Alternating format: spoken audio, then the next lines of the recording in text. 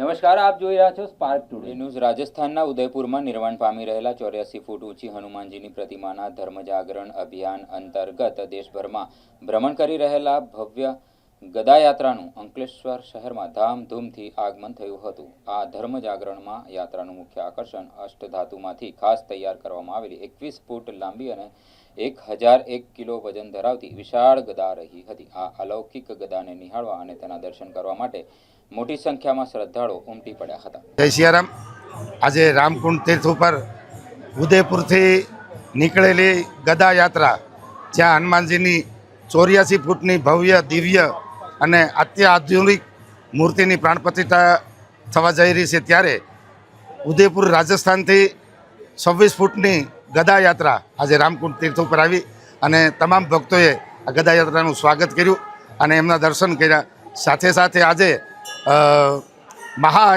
આરતીનો બહુ ભવ્ય અને દિવ્ય કાર્યક્રમ રાખવામાં આવ્યો છે, જેમાં ઈશ્વરસિંહ પટેલ, અમારે પ્રમુખ શ્રી જિગ્નેશભાઈ અંદાડિયા, કમિટીના ચેરમેન શ્રી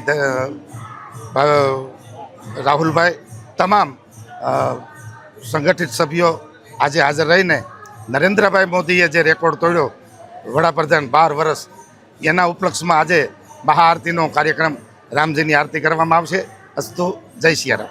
આ દેશના યશસ્વી પ્રધાનમંત્રી આદરણીય શ્રી નરેન્દ્રભાઈ મોદી સાહેબના પ્રધાનમંત્રી તરીકેના 12 વર્ષ પૂરા કરીને 13મા વર્ષ પ્રવેશ કર્યો છે, ત્યારે અને ગુજરાતની અંદર પણ 2001થી 2014 સુધી રાજ્યના મુખ્યમંત્રી તરીકે પણ અનેકવિધ સેવાઓ કરીને આજે દેશના વડાપ્રધાન તરીકે જ્યારે 12 વર્ષ પૂરા કર્યા છે, ત્યારે 13મા વર્ષના મંગળ પ્રવેશમાં મોદી સાહેબના દીર્ઘાયુ અને દેશની પ્રગતિ માટે અને સ્વાસ્થ્ય સારું રહે માટે આજે મહાઆરતીનો પ્રોગ્રામ રાખ્યો। ત્યારે અહીંયા અમારા રામકુંડ મંદિર ખાતે હજારોની સંખ્યામાં ભાવિક ભક્તો આ મહાઆરતીનો એમણે લાભ લીધો। ત્યારે મોદી સાહેબ જે રીતે 4399 દિવસ બતાવીને જ્યારે 4400મા દિવસમાં જ્યારે પહોંચી રહ્યા, ત્યારે મેં ખૂબ શુભેચ્છા પાઠવ્યો છે।